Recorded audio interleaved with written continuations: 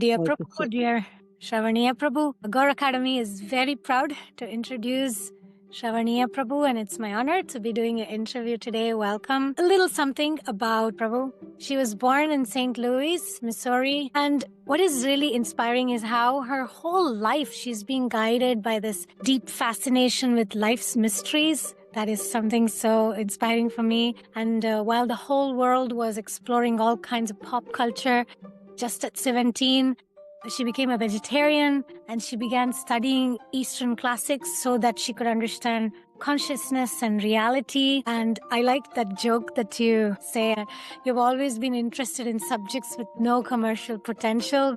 Like you say, I guess I'm your friendly neighborhood occult specialist. I love that. So that spark in her led her to a lifelong mission. In 1971, it's like decades of experience in Krishna consciousness. She was initiated by Bhaktivedanta Swami Srila Prabhupada, and she went on to spend decades of her life in ashrams around the world. She was studying Sanskrit texts. She was serving Srila Prabhupada's mission. She also is an instrument in bringing Bhagavad Gita as it is into Chinese, and she also later authored a study guide to Bhagavad Gita to make it wisdom of Bhagavad Gita accessible for today's readers. Not only that, she also has pioneered yoga in the Far East. She became the first professional yoga teacher in Hong Kong, and she's been training teachers and continuing to share yoga philosophy internationally. And since the early 90s, she has also been surveying as an astrologer and a psychic consultant, with her insights being featured in major publications and also on television. And what I love about her is her unique way in which she brings all these sciences together, bridging the deeper truths of Western philosophy with timeless scriptural wisdom of Vedic culture. And her work is not only profound, but it's also very practical and thought-provoking, and I would say it's also fun. So it's our honor at Gaur Academy to welcome Sravaniya Prabhu. Hare Krishna, welcome. I'm very happy. Thank you for the invitation. It's very kind of you. So to get us started, like looking back on your journey, what like turning points or struggles shaped your path towards spirituality, Krishna consciousness in specific? Well, I always had a different perspective than my family and my friends, and I didn't talk about what I thought. I also have always been aware of spirits, which other people are not, and so I didn't mention about that either. So I kept a lot of things to myself. So I was interested, as you say, in consciousness and reality. Psychology was just not enough for me. So when I was 17 years old, I had an epiphany. Yeah, I did LSD once, and then I had this realization that I had all the energy in the world is interconnected. And not only that, but that I have incarnated in every species, every kind of species. I could feel that. It's not like I believed it. It's just I realized I've been in all these different kinds of bodies. They're all connected. And I didn't know the background of all of that, but I thought, I need to find my guru. I have to find a guru to guide me in this. But I didn't know where to find one. And I said, I can't go to India. I'm 17 years old. Well, how am I going to find my guru? But actually, he found me. He came to the U.S. in 65, and I was thinking like this in 69. But I was in St. Louis, which is not, New York or Los Angeles, where he used to visit and so forth. Mm-hmm. So my first meeting with him, His Divine Grace, A.C. Bhaktivedanta Swami Srila Prabhupada, was through one of his books. I told my brother Bob I was interested in yoga, and he mentioned that he had received a book entitled Krishna Consciousness, the Topmost Yoga System. He was at the Art Museum in Forest Park in St. Louis. I was interested in this, and he told me it's in his drawer with his socks and his underwear. So I went in his drawer and I rummaged through and I found the book, and I read it cover to cover. And I didn't understand everything that I read. Srila Prabhupada would mention Krishna's name over and over again. I kind of thought, what's with this Krishna? He keeps talking about, oh, well, anyway, so I just accepted it, but I could not disagree with what he was saying. Okay, so, and I needed to learn more. Then I also asked my younger brother, Gary, and I said, do you know of any yoga places? And this was before yoga became popular. And I didn't know any Indians. There were no Indians there in St. Louis. He told me there was a yoga place downtown, and he told me the name. So I found the address in the yellow pages because there was no internet either. And I found the address. I drove myself over there in my own car. I bought the car for $125. Wow. Yeah, gasoline was the 39 cents a gallon back then, right? Different days. So I drove myself over to the Hare Krishna Center on a Thursday night. Devotees were based there, and they were headed by His Grace Vamandev Das Adhikari and his good wife Indira Devi Dasi. So they trained me up, actually. And it was a small temple with only a few devotees, and they were about to have Bhagavad Gita class. There was one brahmachari who gave the class, and I was the only one in the temple room listening. So I was the only one there. And it was Srila Prabhupada's small purple-colored abridged Bhagavad Gita as it is. I don't remember the verse or the topic, but when I heard it, I realized this is what I've been looking for. So after class, somehow a devotee asked me if I'd like to stay. And I said yes, okay? I was 18. I had graduated high school the year before. I was in between jobs. Everything fell into place. I joined the temple, and the next morning I chanted 16 rounds, right?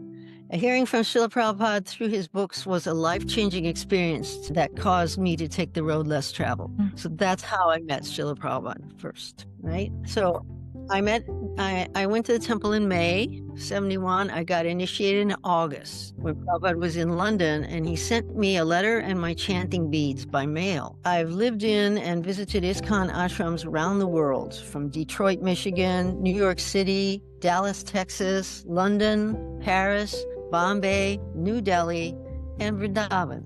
I was part of Vishnu Jan Swami's Radha Damodar traveling roadshow. And then I was part of the Vaikuntha Players in New York Henry Street Temple. And I was at the Krishna Balaram Mandir on opening day. The Hong Kong and Taiwan temples were the places where I served in the 70s and the 80s. Wow. I have a question. How did you feel inside? Like, was it relief, fear, or something else when you came in touch with Krishna consciousness? Because you're already so sensitive and psychic, unlike other people who get convinced or get attracted to Krishna consciousness based on practical aspects. You must have had this deep intuitive shift in you. What was that feeling like? Vamandev described me in one word. He called me determined. How he saw me. Whatever I decided to do, I did it 100%. The best I could do. And he was very happy, and Indira was very helpful. And I didn't feel scared at all doing service there. Although I know where people are at, I can tell who's trustworthy and who's not. I think that helped you a lot, yeah. Yeah. Like, if you could speak to your past self at that moment when you were just introduced to Krishna consciousness, what would you say? Or basically, what would you do differently, if anything differently? No, I have no regrets. Everything is okay. Yeah. So I had to go through everything to learn what I learned. Yeah.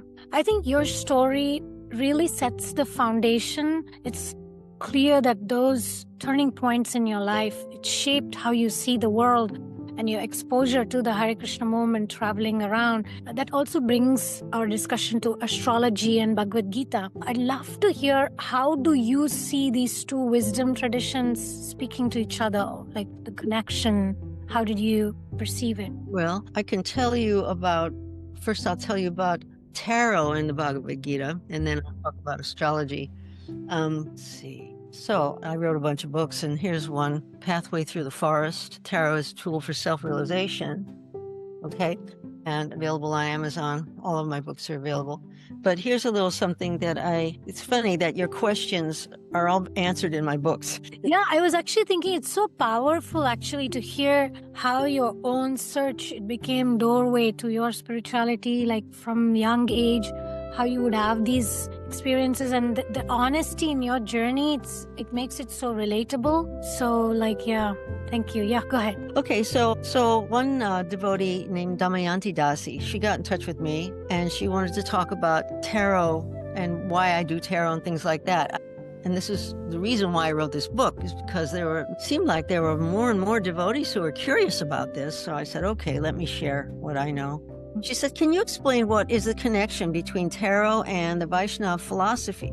How can you combine and connect them? And I told her that it's my own experience how they connect, because I studied Vedanta with Srila Prabhupada's books and his teachings back in the 70s. And when I learned tarot, I saw that it is describing the same kinds of experiences. I've always been interested in astrology, yoga, metaphysics. And when I studied tarot in the 90s, I could see how they really do interconnect. Tarot is giving images about things that I'm reading about in the Bhagavatam. So it is depicting the journey of the soul through his self-realization. And it's fascinating, absolutely fascinating. So in this book, I've made an attempt to simplify the subject and make it more accessible to the inquisitive seeker. My writing is based on practical application of authentic information from reliable sources and decades of work in the field. By sharing my study and experience with the reader, it is possible to bring the incomprehensible within reach. My purpose is presenting this book is to enable one to expand his understanding based on real knowledge and not imagination.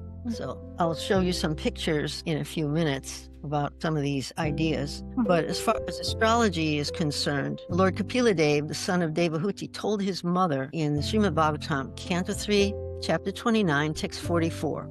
He said, out of the fear of the Supreme Personality of Godhead, the directing demigods in charge of the modes of material nature carry out the functions of creation, maintenance, and destruction. Everything animate and inanimate within this material world is under their control. And in the purport, Srila Prabhupada points out that just as the government has many different departments, so within this material world, the government of the Supreme Lord has many departments. And all these departments function in proper order out of fear of the Supreme Personality of Godhead. Demigods are undoubtedly controlling all matter, animate and inanimate, within the universe. But above them, the Supreme Controller is the Personality of Godhead.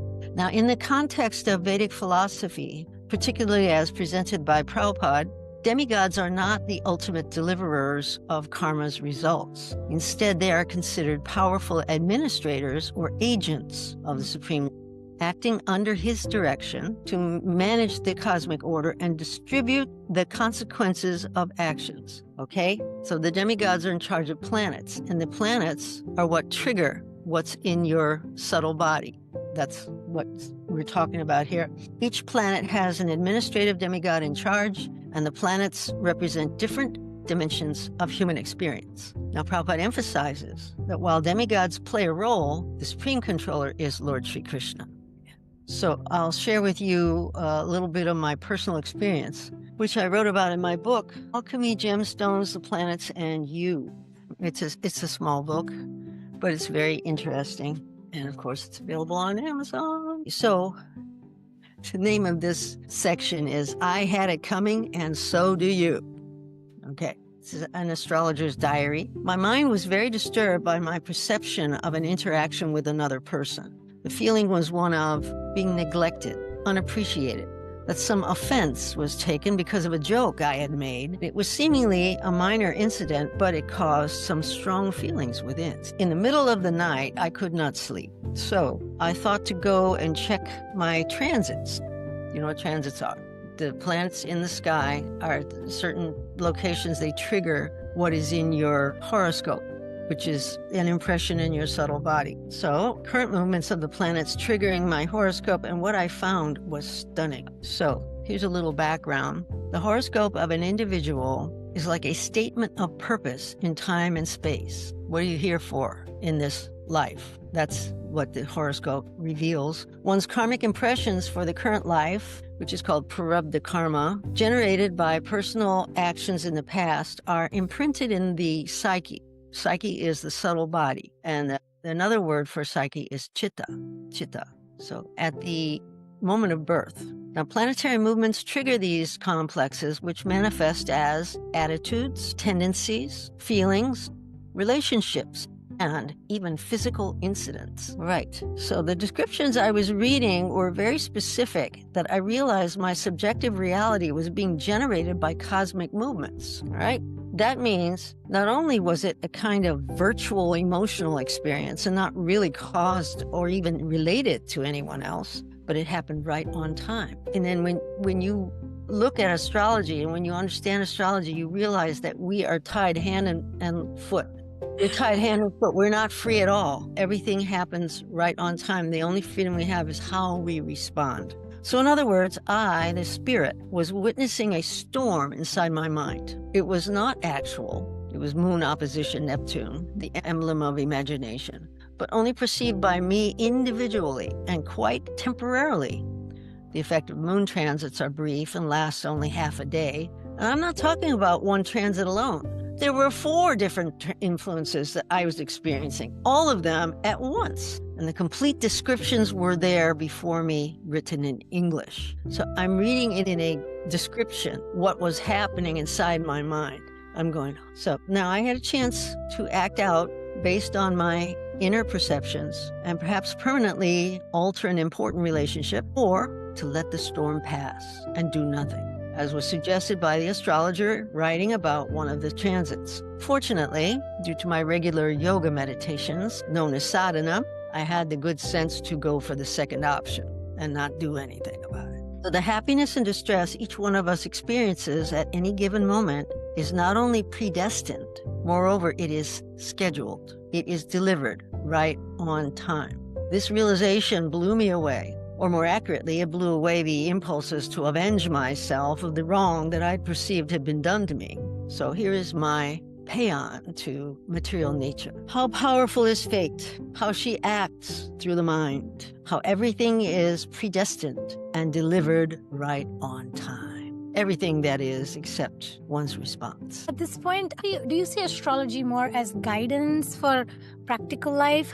Or did you see that more as a spiritual mirror? No, I see it as guidance, because on a spiritual level, you're always near Krishna. You're right next to Krishna. You're trying to remember him and be grateful that he won't let you go. He's always there with you. But the astrology helps in your work, what you do for Krishna, because we don't, surrender to God doesn't mean sitting on a cloud with your feet dangling off the cloud, No, you have to do something, and so when to do it, what to do and when to do it, they're both very important. Yeah, I think that really opens up beautiful connection between that free will and destiny. And the way you bring astrology and Gita together, it also makes it very alive, practical, especially your personal experiences, because I've always felt that dichotomy, because the world is so much more about practical. You have to show them the results. There are even devotees who say, okay, scriptures are one thing, but tarot and astrology, they don't believe in it. There's such skepticism about it, because you don't really see, how do I know? Why should I trust it? I don't know if you experience. What you're speaking of is a very rich perspective. Personally, when my Guru Maharaj, Jaipatak Maharaj, told me to learn astrology, one of my initial responses was like, no, I don't want to get into that world of quacks, because I grew up in India seeing a lot of people meddling with these things like tarot and astrology who are not qualified. They were just kind of like, don't know anything, don't know what to do with their life, and they would read charts or tarots or something. So even my own initial mood was that, until my Guru Maharaj gave me this instruction. Since we have touched on astrology, I'd like to open this, window. Why is this skepticism there, even as devotees, and how to draw the line between a superstition? I'm using this as a science to help us serve Krishna better. From your personal life experience, perhaps, like what has been your personal realization about this, and what place do you see for these tools and these sciences on a spiritual path? Okay, well, I find that tarot and astrology are tools for guidance. Guidance. They're tools for guiding a person on whether they move or not, whether they take the job or not. What is this person I'm in a relationship with? What is their feeling behind everything? Where are we headed? This kind of thing. You can find out all this kind of stuff. I have a lot of spreads in this book that show you how to ask questions, and it's very interesting. But you need to align yourself with higher spiritual vibration. So I've taught others how to read cards. That's easier to do than teach astrology. Because astrology takes a lot of work. But so we chant, we light a candle, right? And this means that I trust the guidance and I am going to listen carefully, right? And then we chant Om Namo Bhagavate Vasudevaya 3 times, If we want to invoke higher spirits, even Krishna, all right? And because you don't want a spirit that talks snarky and uses 4-letter words, okay? There are spirits like that, but you don't want that kind of spirit giving you advice, okay? So you want enough problems. I don't want to invite more. I did a Ouija board. You know what Ouija is? Ouija board? Not really. A Ouija board. You put your hands on it and it moves to different letters and it spells out a word. And we did that when we were, 7 years old, something like that. And we got one of these spirits that was, 4-letter words. We were laughing. But that's the wrong kind, okay? So using tarot for guidance in life. So in the beginning, we can't hear the super soul. And that's, we need spiritual master to give us guidance. But sometimes you have to figure out what you're going to do. What kind of job am I going to do? Am I going to go to work or going to stay at home? What am I going to do? And this is, if used properly, tarot and astrology are very helpful. It depends on the person, just like you said.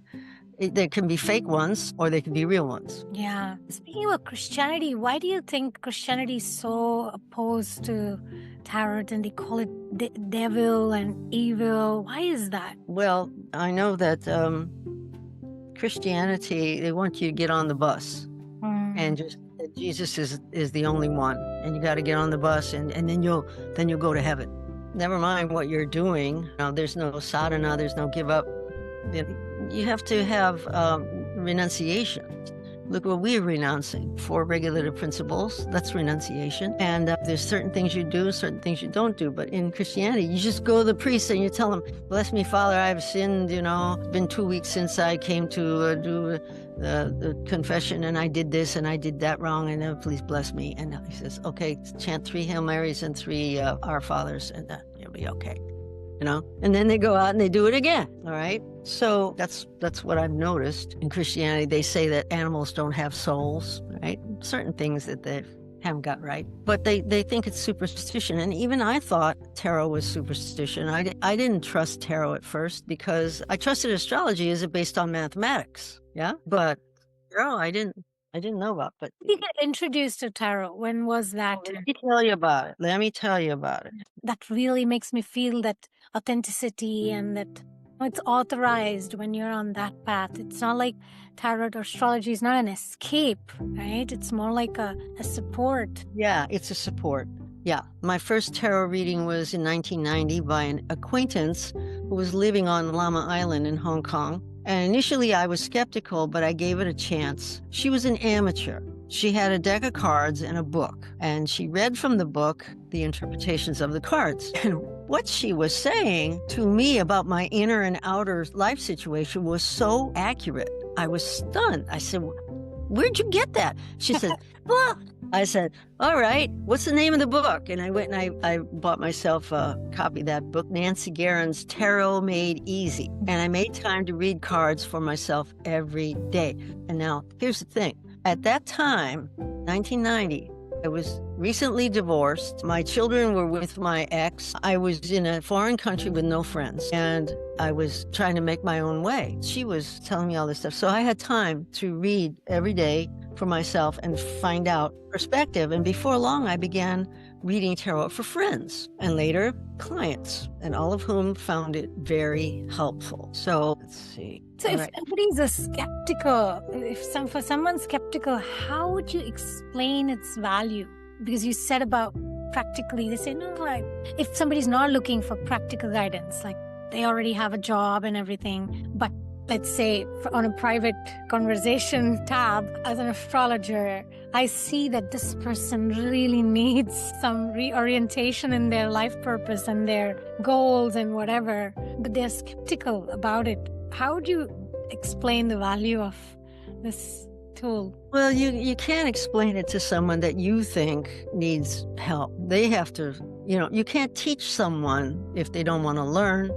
You can't teach someone if they think they know everything, and you can't help someone if they don't think they need it. So it's not about convincing someone to have a reading with you. They have to understand that they need help. If you help somebody and they tell their friend and their friend comes to see you, that's how it works. Yeah. Like what I mean is also like, let's say, I mean, that answer is like perfect for those who come, I want my husband to believe in it. I want my sister to believe in it. You cannot make them believe in it. No, you can't. No, you can't. I guess my question is more, as an astrologer, I sometimes see that people come to me and say, can I divorce this person? I'm just sick and tired of this person. And I see that they have so much more to actually learn and understand about themselves, about relationships. They really have something wrong in their whole idea of life. And then I see that's when I take tarot as a direction and guide. What does this person need to know? What's their next step? Need to know is not just, oh, yeah, leave this person, because that's what the person is here to hear from me. They want a confirmation. They want an excuse. They want to put the responsibility on the astrologer. They told me. Yeah. What they need is so much the depth of the science of this cards, the cards of truth, I call it. Yeah. I have some cards that I wanted to share. You were talking about surrender. Surrender is to get with the program. There's the magician, all right? Now, Krishna is a supreme magician, and so he is taking guidance from the supreme, and thy will be done in me. That is what it is. So as above, so below. What Krishna wants, I do, right? And he has on the table, these items represent thought and feeling and assets, right? And willpower. That's what the cups and the coins and the wands and the swords indicate. So this is thy will be done. And you see above his head, he has an infinity symbol. This means that he is connected to the Supreme. He has connection with the Supreme. That's yoga or religion. Both those words mean connection. But connection to what? Connection to the Supreme, right? Now, yoga is religion for one person, and religion is yoga for a group, in my opinion. That's my perspective of it. So this means you got to do it, but do it the way Krishna wants. I love that.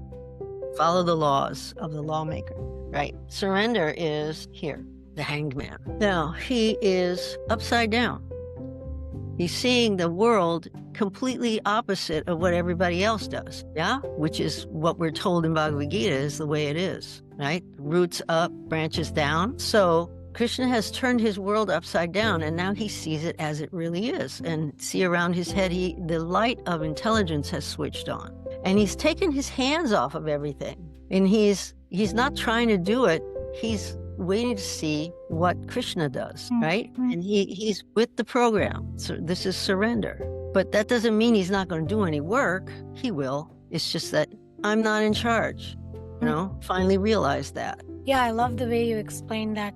So personal, so real. Also, it makes me think of the path of bhakti, right? The way you're speaking from personal realization rather than theory. You as a sadhaka, the way you're describing, it brings out the human and spiritual side. Like, the combination, it's not either or. No, it's both. It's both. Yeah. So, bhakti, like you were speaking about letting go, letting God, bhakti emphasizes that surrender to Krishna, right? Both in the hanged man card and the magician card, I just loved. I never saw it that way, the symbols, because I use a different card set. How do you reconcile that surrender with using these tools for guidance? What if somebody says, I'm just chanting my Hare Krishna, I'm following regulative principles, I'm studying Bhagavad Gita, studying Srimad Bhagavatam, I'm listening to my Guru Maharaj. Why do I need these? Do you see these tools as crutches? Some people may see it as crutches. Or can they really be companions on the path of Bhakti Yoga? Yeah, they do help a lot. I can tell you that. They guided me to make the right decisions. Showed me what will happen if I do that, what will happen if I do that. And I go, okay, well, that's obviously the right thing, the best thing to do, So I follow that. Here, it's about surrender to God. And this is from my book, Blessings and Lessons. So this is really for devotees, this one. It's a small little book. Okay, so Lord Krishna says in Bhagavad Gita, always think of me and become my devotee. Worship me and offer your homage unto me. Thus you will come to me without fail. I promise you this because you are my very dear friend. Abandon all varieties of religion and just surrender unto me. I shall deliver you from all sinful reaction. Do not fear. Now, surrender in this context is not what you do when you lose the war. It's the realization that I am not the controller or the proprietor. Krishna is, and he is my well-wisher. So, if you ask God for help, don't tell him how to do it because his database is bigger than yours. He does it in very unexpected ways. Any devotee will be aware of this. So surrender really means the agreement to cooperate with Krishna. Becoming one with God means to stop disagreeing with him. And as we surrender, we get with the program. And the program for us is chanting 16 rounds every single day and following 4 regulative principles. You don't have to go out for a walk with the guru and have your picture taken to be an advanced devotee. You have to chant your rounds because that is the real protection. That is the medicine we have to take. Wow. That is such a pure way of seeing it. Speakers who are confused, should they look at the cards and the stars or should they simply chant? What would you advise somebody? Well, they should chant no matter what. This is something extra.